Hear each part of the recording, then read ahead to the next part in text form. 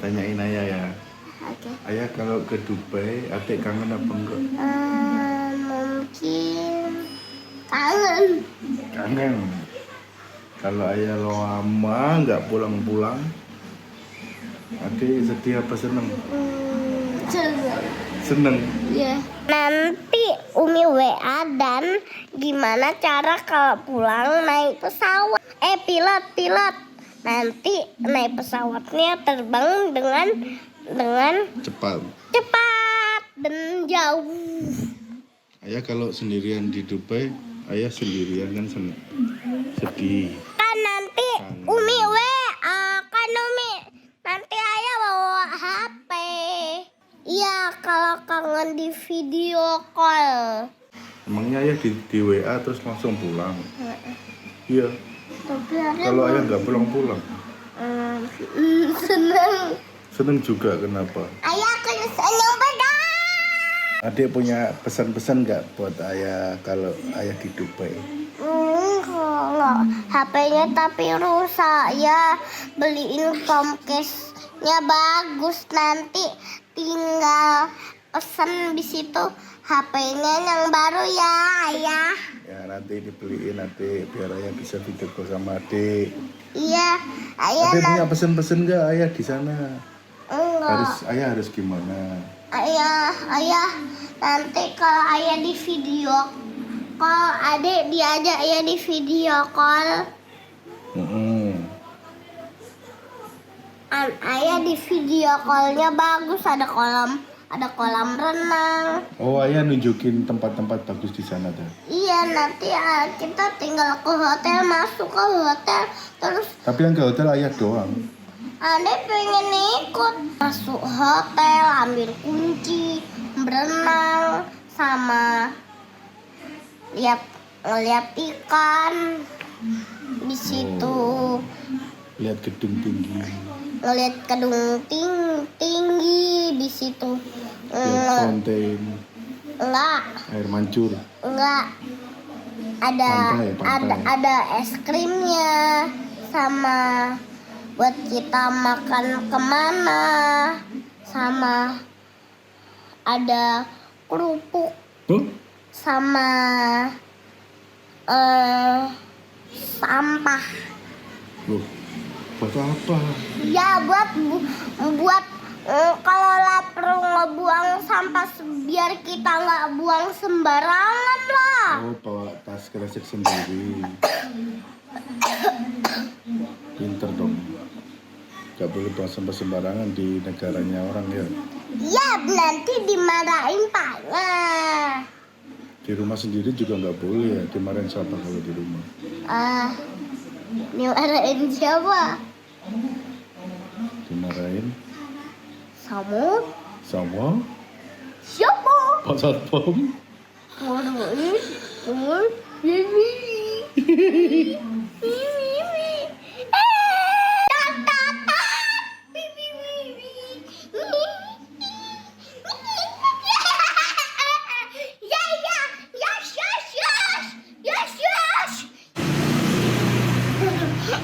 Ayahku pergi.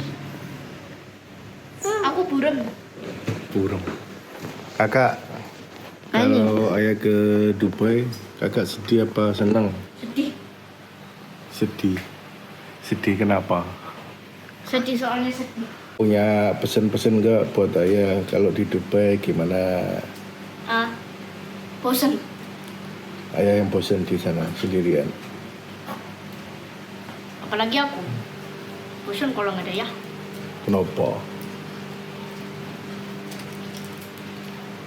Kenapa bosan? Nggak bisa lihat ayah. Nggak bisa lihat ayah kerja. Biasanya kerja di rumah ya.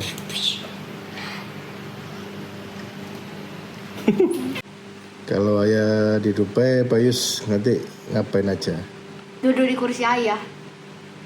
Mejanya ayah dipakai buat belajar, buat menggambar. Halo guys, selamat datang di channel saya ICN Vlog. Perkenalkan, Saya Ega, saya adalah seorang ilustrator dan animator. Saya udah berkecimpung di dunia ilustrasi dan animasi sekitar 15 tahun. Saya fokus di game industri. Sejak 2008 saya fokus bikin ilustrasi dan animasi untuk game. Gamenya seperti apa? Gamenya itu 2 dimensi. Dulu start 2008 itu kita flash game untuk website. Beberapa website membutuhkan game untuk menarik traffic ya.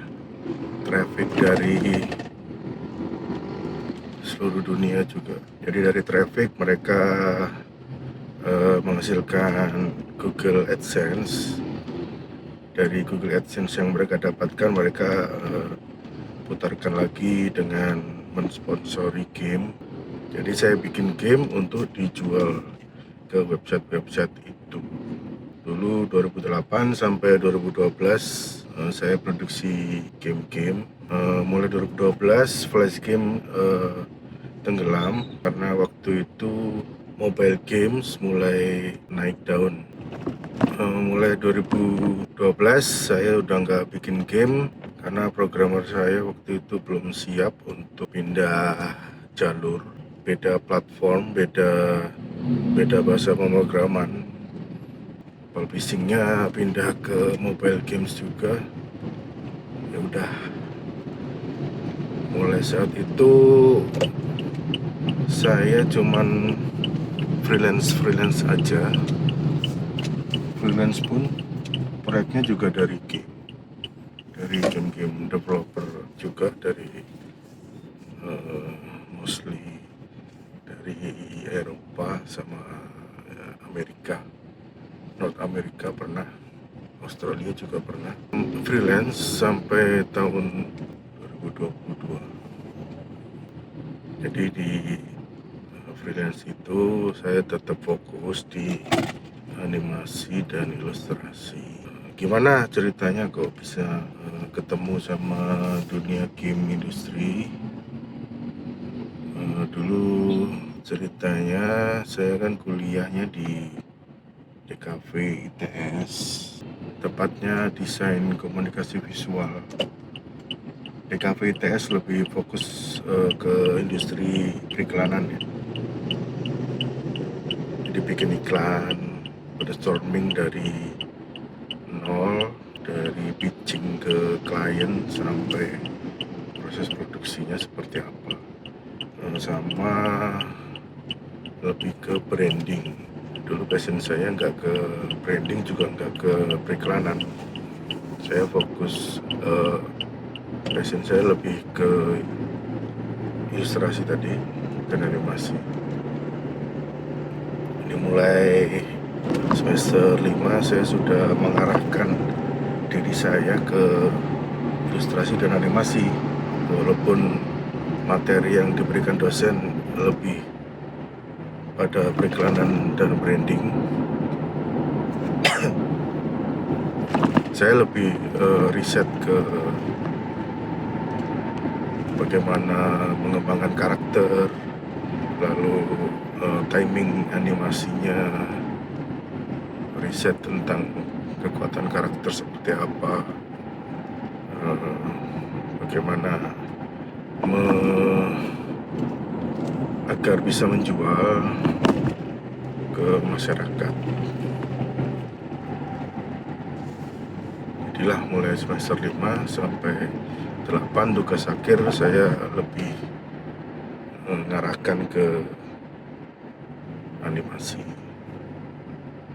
Di animasi kita kan juga ada ilustrasi juga kan, kita bikin gambar dari frame by frame, mewarnai,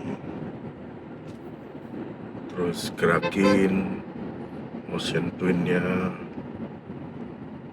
terus composing, ada musiknya juga. Kebetulan saya juga dulu anak band,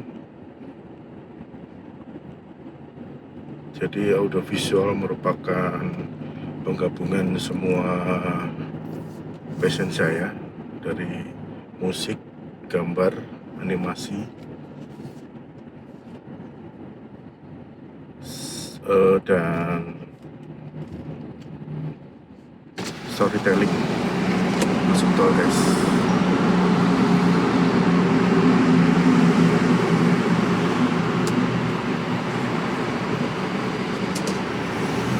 Jadi dari TA itu kita hasilnya bikin, dari TA itu kan saya sukses, dapat nilai A. Dari sana saya semangat sama teman-teman bikin tim animasi untuk ya nyoba ke industri animasi seperti apa waktu itu di Indonesia ya sampai sekarang ya belum belum banyak yang mendukung. Tapi dulu ada satu perusahaan namanya Games, mereka membuat festival animasi untuk menjaring potensi talenta-talenta mulai dari SMK sampai umum untuk membuat animasi, lalu dipilih pemenangnya. Waktu itu jurinya lumayan, ada ada Garin Nugroho, terus siapa ya, satu lagi itu saya agak lupa, udah sepuh banget orangnya. Nah, nanti aku share fotonya deh. Karena ada festival itu kita ikut animasi, saya ikut pameran di IKJ. Waktu itu ketemulah komunitas animator di seluruh Indonesia. Ternyata banyak sekali dan jago-jago. Ada yang pakai Moho, ada yang pakai After Effects, dan melihat perjuangan mereka ya untuk menumbuhkan industri animasi di Indonesia cukup keren. Karena waktu itu ya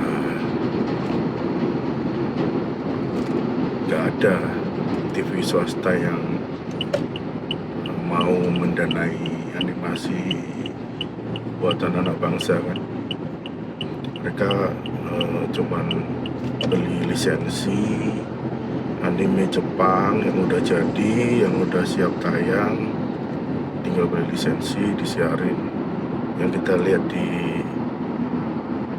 setiap Sabtu dan Minggu pagi itu Shinchan, Doraemon, Dragon Ball, dan lain-lain. Ya dari sanalah saya punya mimpi, karena melihat anime itu waktu kecil. Minggu pagi udah mandi, sarapan, udah wangi, jam 7:30 duduk depan TV ya kan. Lihat sampai 9:30 waktu itu. Doraemon, Shinchan, Dragon Ball, Ranma, Samurai X. Kalau sore ada tuh Satria Baja Hitam.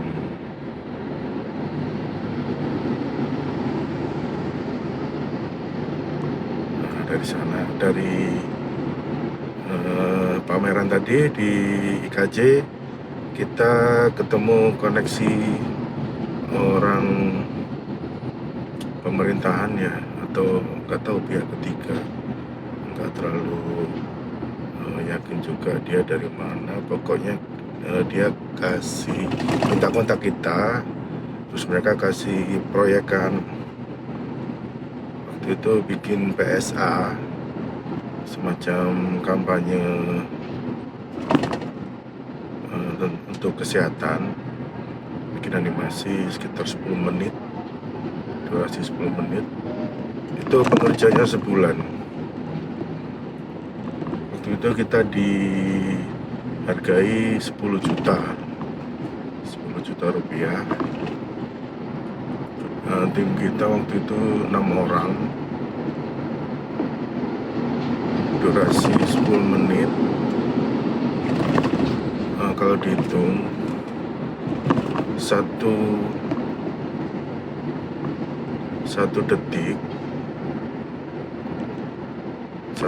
gambar animasi itu kan membutuhkan 24 frame, 24 sampai 30 frame. Sekarang 30 fps ya, frame per second.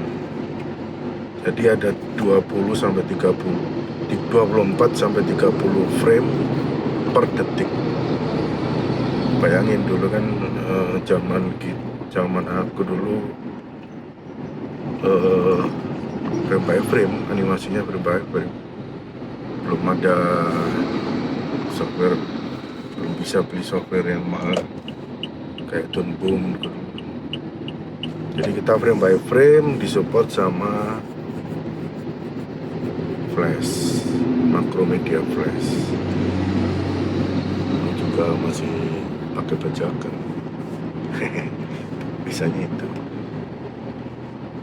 Kita dulu combine dari frame by frame, terus masuk Flash, terus di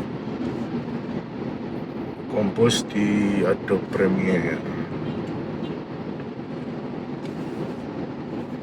Dari sana kita mikir, wah 10 juta sebulan untuk 10 menit. Bayangin berapa gambar yang harus kita bikin. Itu waktu itu kita nggak banyak tidur ya, sering melekkan, begadang. Wah, gini amat.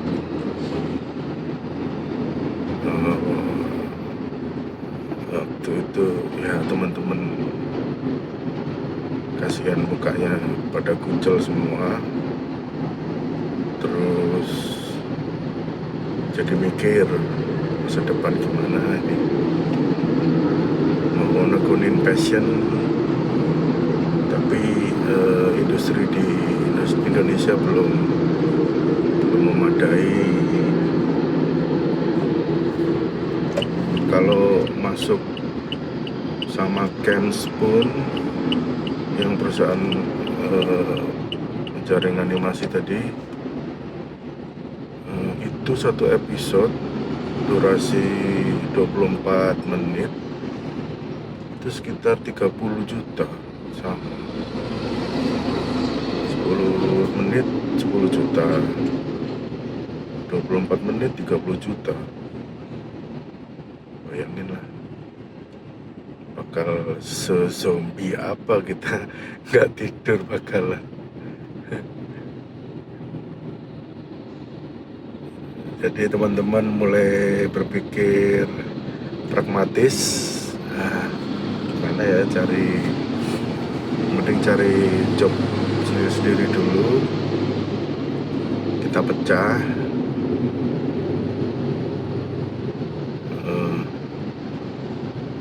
Saya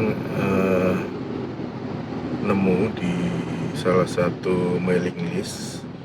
Dulu usumnya mailing list, guys. Mailing list itu kita langganan email untuk dapat obrolan-obrolan tentang apa aja yang kita ingin, topik apa yang kita inginkan.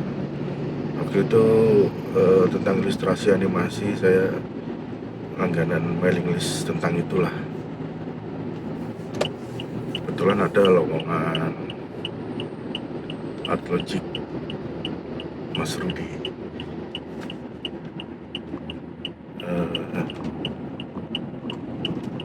Lamar, keterima di sana. Saya diajarin banyak banget tentang industri game. Inilah awal mula saya kecemplung dunia industri game developer. Di Surabaya pun game developer waktu itu ya cuman Mas Rudi, Adlogic, sama Ko Tandio, Smallville ya, apa ya dulu ya namanya, lupa. Small Farm ya, Small Farm. Ada satu lagi Yellow Cat apa ya, 2008 guys. Itu awal mula boomingnya dunia flash game ya. Di Surabaya masih main, kita bikin flash game jadi, terus ada yang beli, jadi kita bikin langsung ada yang pesan, maksudnya semacam kontrak gitu ya. Itu 2009. Terus 2009 saya pindah ke Jakarta, game developer juga, flash game juga.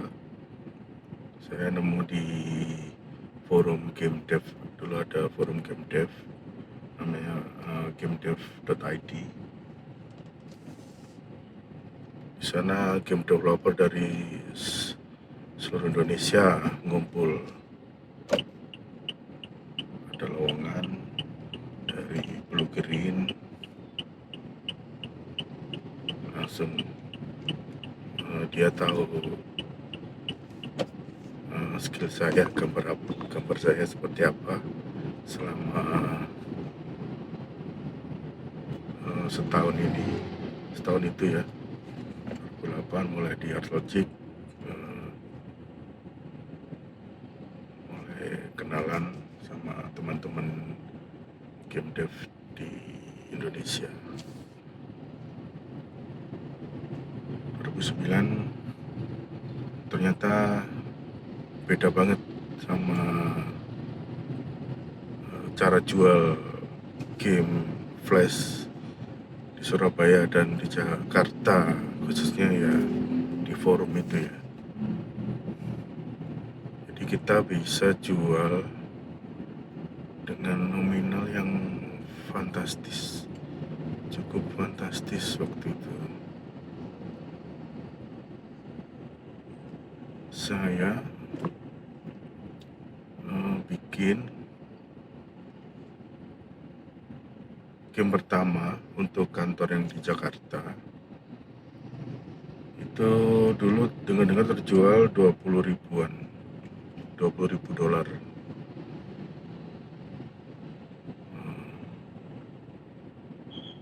Wow sekali.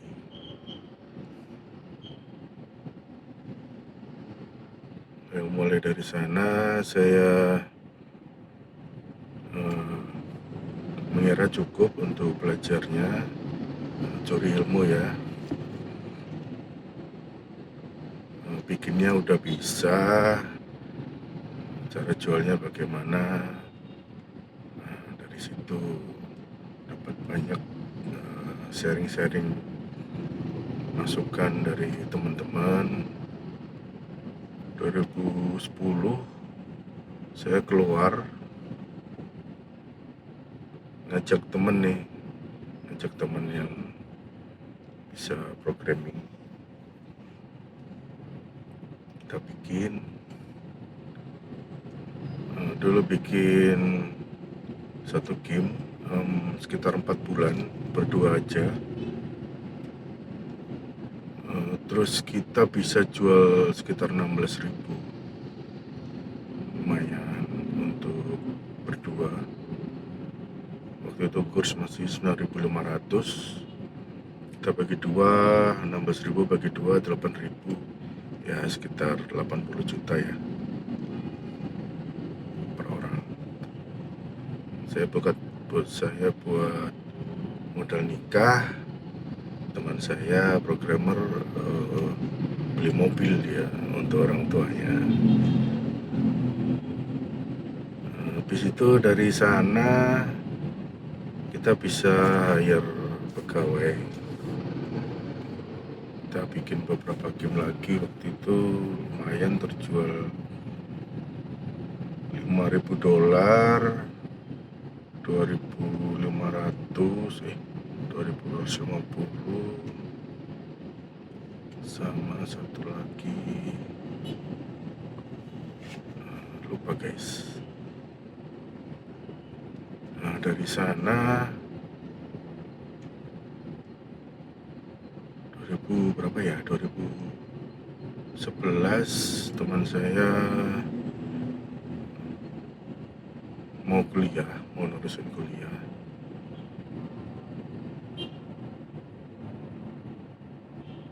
Terus kita pecah, saya nerusin bikin game dengan pegawai yang ada. Dulu masih 2011 kita bikin beberapa game kecil, lumayan laku 1.000, 2.500 2 kali, terus 1.000 lagi. Mulai turun harga pasarnya.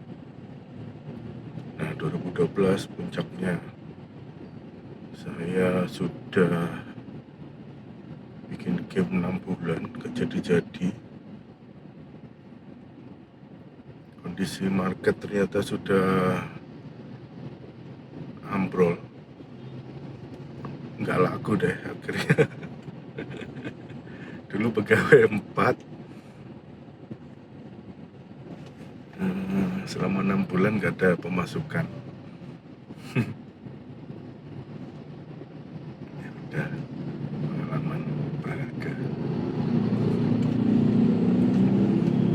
Ya itulah, 2012 akhirnya kita bubarkan tim saya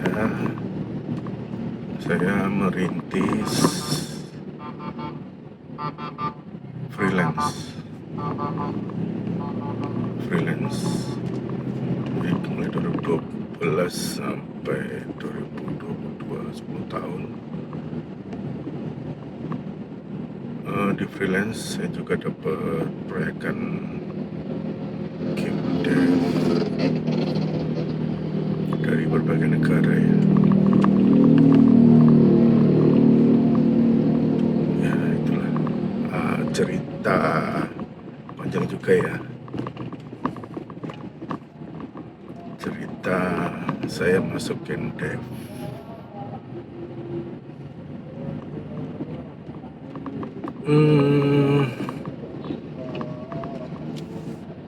Terus gimana ceritanya kok freelance-nya mulai tutup, mulai selesai? Kenapa nggak diterusin freelance? 2022 itu mulai ada perang Ukraina Rusia. Perekonomian global sepertinya mulai tidak baik-baik saja.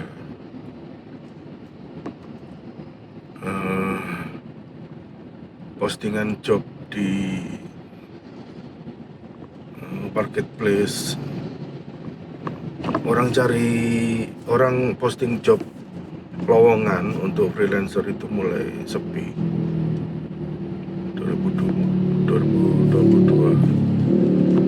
pada selain perang Ukraina Rusia, NFT juga lagi turun. Jadi sejak masa pandemi itu NFT kan lagi naik itu. NFT. Saya sempat kebanjiran job itu NFT, bikin animasi, bikin karakter untuk NFT kan banyak gitu. Bisa, wah, 2020 sampai 2022 lumayan rame. NFT mulai anjlok, terus ada perang Rusia Ukraina, sepi banget habis itu.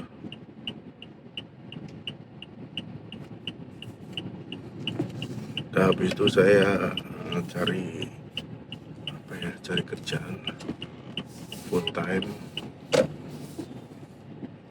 Ternyata dapet kemarin ikut bentar ya.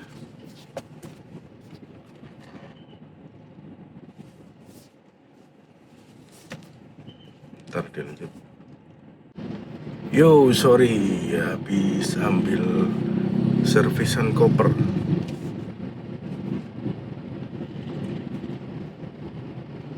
Lanjut ceritanya. Ini udah sampai Surabaya Barat, Singapura of Surabaya.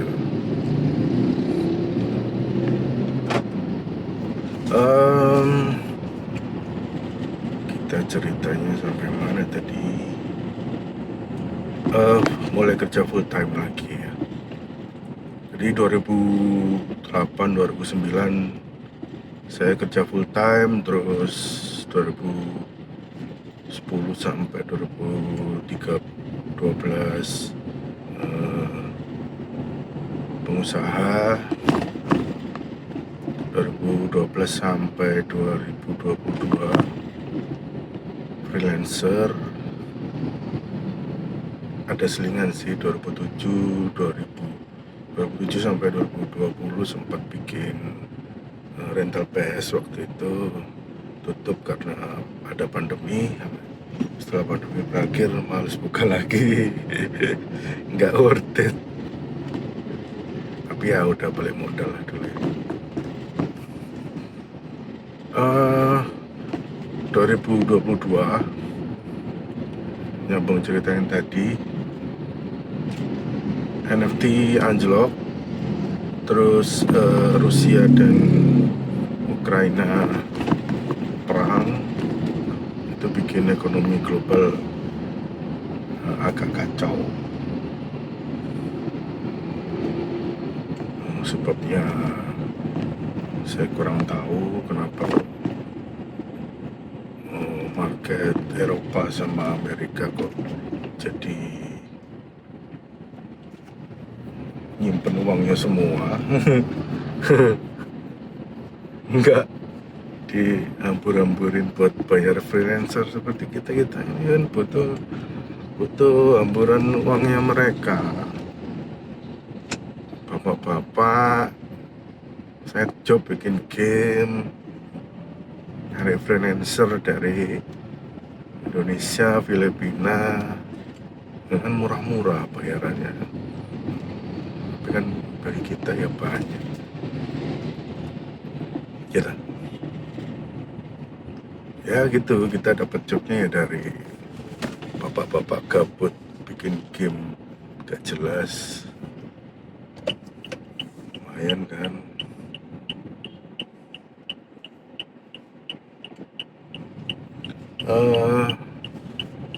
Jadi 2002 saya mulai cari kerjaan full time. Tunggu nyebrang guys. Kerjaan full time, dapat kontak di LinkedIn.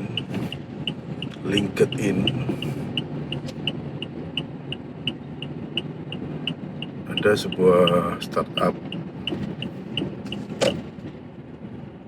NFT, lebih tepatnya Web3 sih. Jadi pecahan dari AKT, bukan pecahan sih ya, bagian dari AKT. Jadi Mas Arif Widiasa, Mas Irawan, terima kasih dulu nampung saya. Jadi bisa kerja remote dari rumah, ya seperti freelancer, rasa kantoran.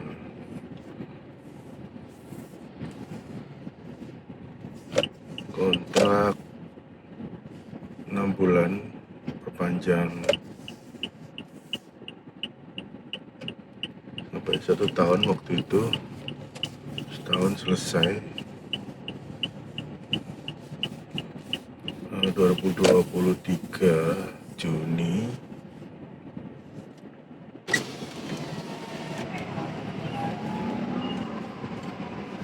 Ya Pak.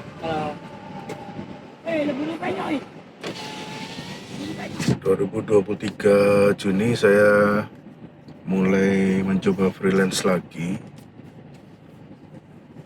Waktu itu kondisinya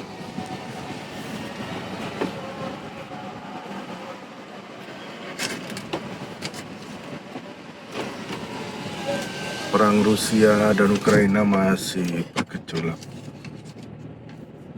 Ditambah lagi Israel dan Palestina bikin klien saya dari Israel fungsi juga ke luar negeri, jadi jobnya semakin sepi. Jadi warga Israel juga bingung dengan perkembangan ekonominya karena ada perang itu. Selain perang itu, AI guys, artificial intelligence.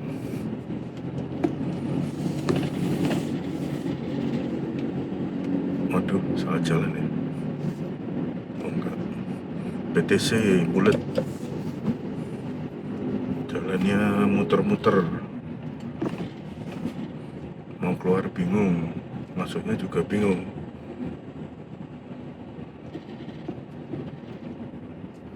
Jadi kemarin AI semakin berkembang,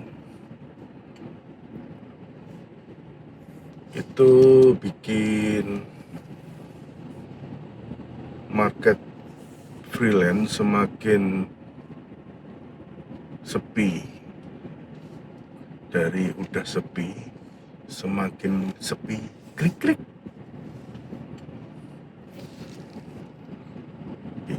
Bingung.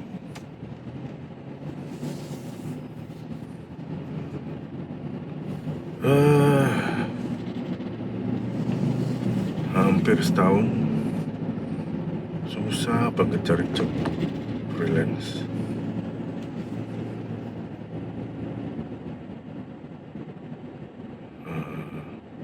Sampailah pada sebuah invitation di Upwork. Cek, ada, ternyata spam. Jobnya sepi, Upwork ada tapi spam.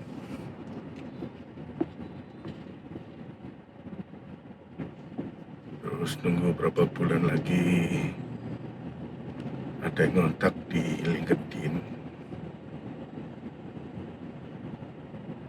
ada lowongan di Dubai. Wow, Dubai, bersambung ya, ntar. Udah, istri udah nunggu. Ntar ya,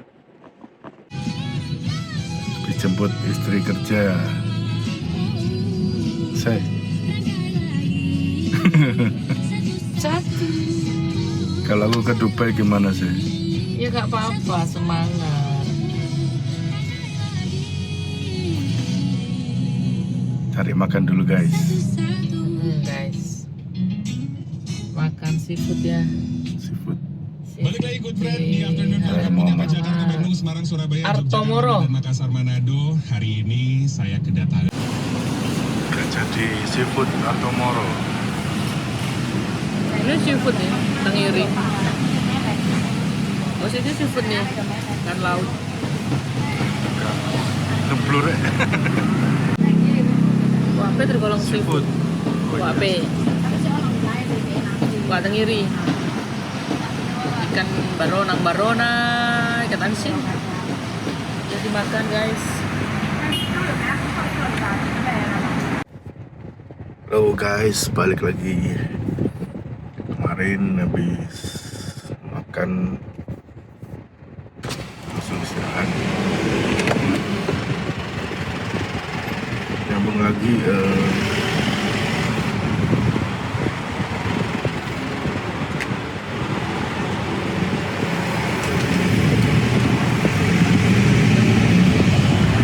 jadi kemarin dapet tawaran dari Dubai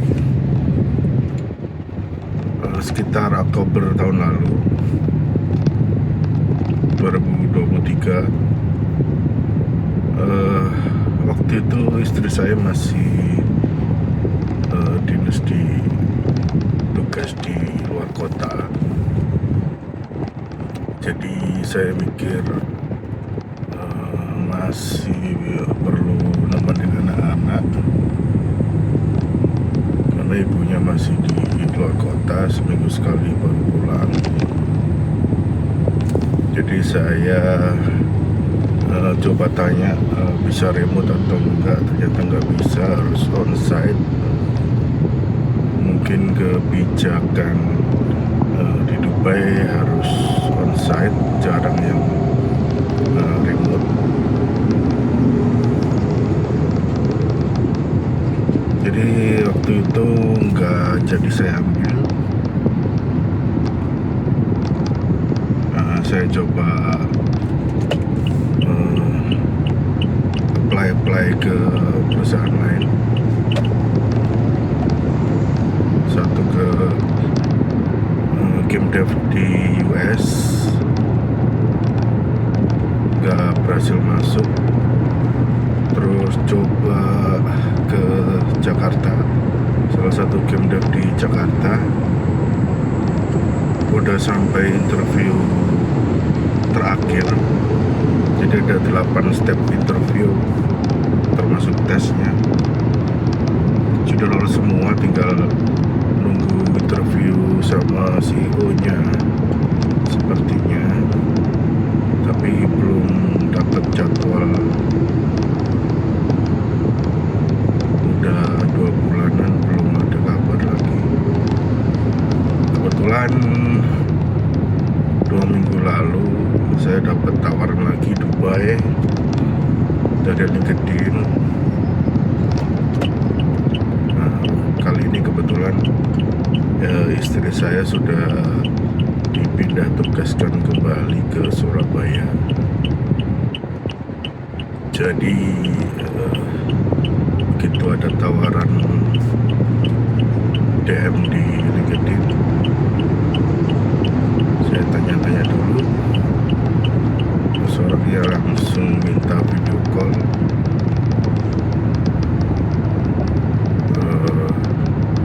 Gambarannya perusahaannya seperti apa dan lain-lain. Game dev juga di Dubai. Saya tanya istri saya dulu. Oke. Begitu itu sore mereka DM, terus video call. Sorenya saya tanya istri, ternyata boleh ke luar negeri saya.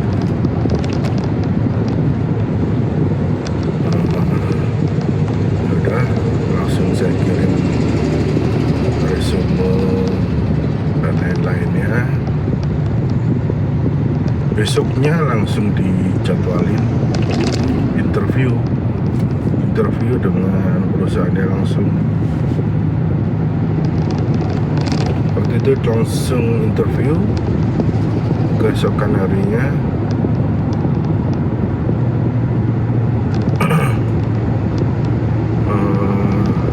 dikasih tes gambar dan animasi. Animasinya pakai Spine Pro. Kasih waktu 3 hari, harus jadi 1 scene. satu scene ya. Ada beberapa item dan satu karakter utama yang di full painting, full body, terus dianimasikan. 3 hari beres. Hari Jumat langsung saya kirim. Besoknya langsung interview. Sepertinya gambarnya udah oke, animasinya sudah oke. Langsung jadwal interview sama HRD-nya, Human Resources. Langsung tawaran gaji dan onboarding singkat.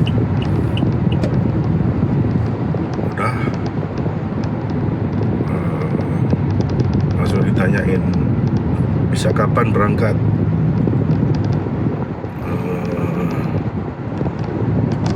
Ya, karena aku belum punya paspor, jadi harus bikin dulu.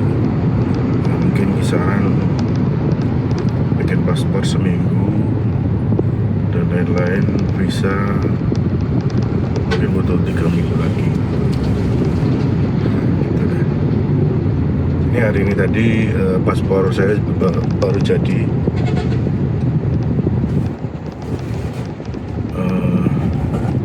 Sekalian daftar yang paspor elektronik, jadi bisa ke Jepang tanpa visa.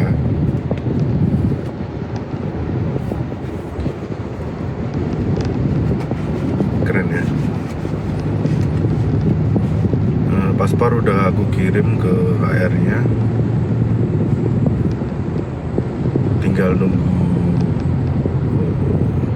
visa, mereka yang uruskan, sekaligus tiket penerbangannya mereka yang kasih. Jadi ini tinggal nunggu kapan tanggal berangkatnya, sambil siap-siap perlengkapan, pakaian, baju, dan lain-lain. Kemarin udah tanya-tanya, cukup lengkap, karena ada temen kampus dulu di Dubai juga,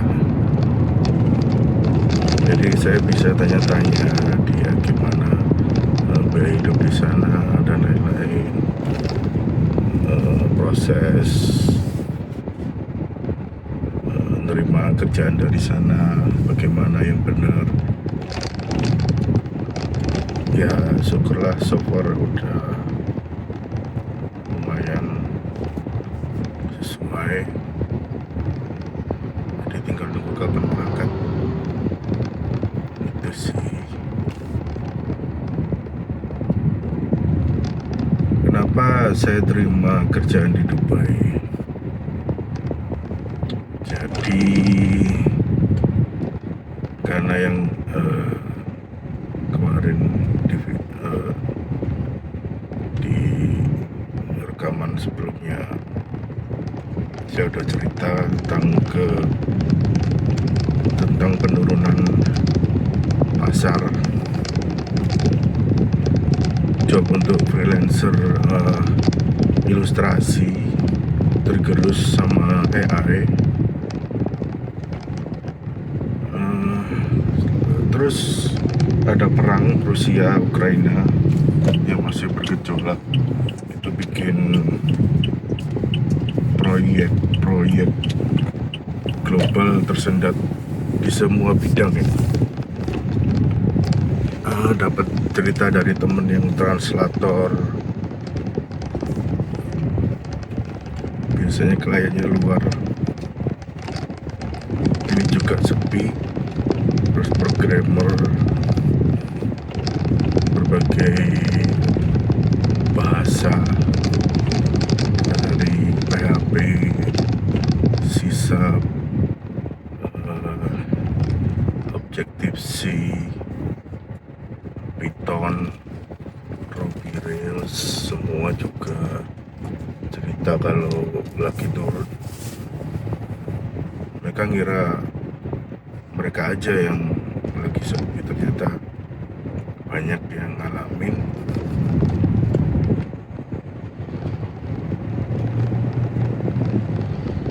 Ya, dari perang Ukraina Rusia, Israel Palestina bikin kondisi ekonomi global kacau balau.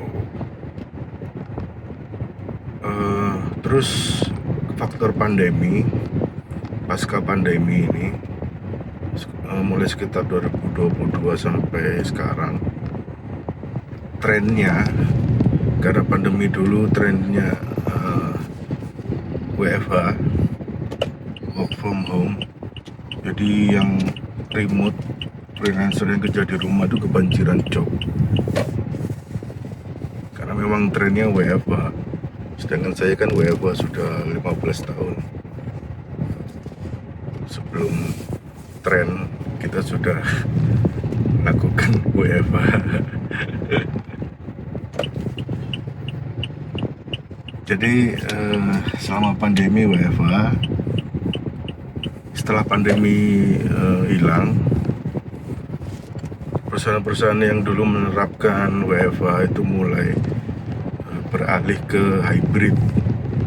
Hybrid itu 50-50 dari WFH dan WFO, work from home dan work from office. Jadi bisa masuk misal Senin sampai Rabu di kantor, Kamis dan Jumat di rumah.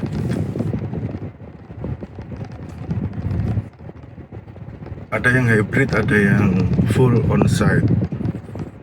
Jadi kebanyakan perusahaan di US dan di Eropa itu mulai lebih prefer ke onsite. Jadi WFO full.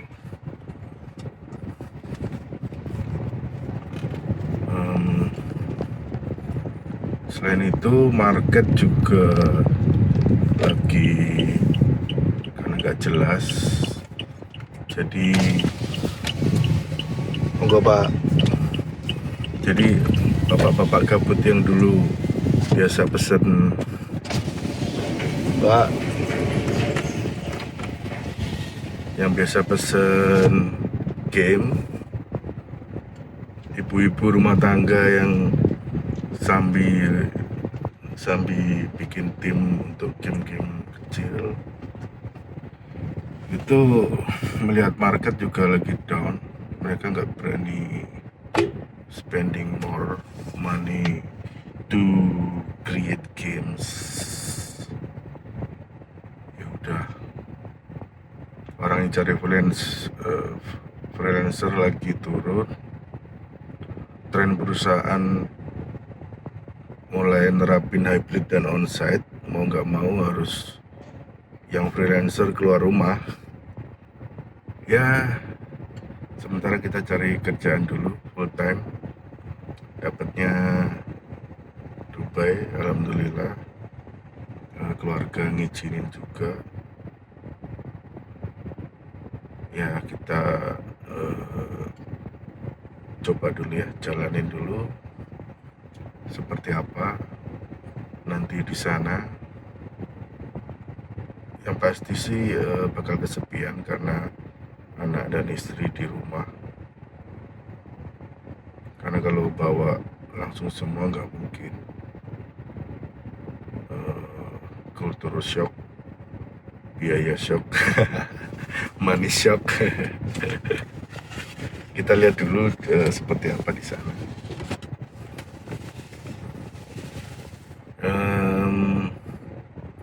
Jadi ikutin aja perjalanan saya, perjalanan ilustrator dan animator di Dubai. Nanti hidup sendiri bagaimana, saya bakal explore lebih lanjut dan akan saya share ke kalian. Itu aja, sekian. sekian perkenalan dari saya. Assalamualaikum.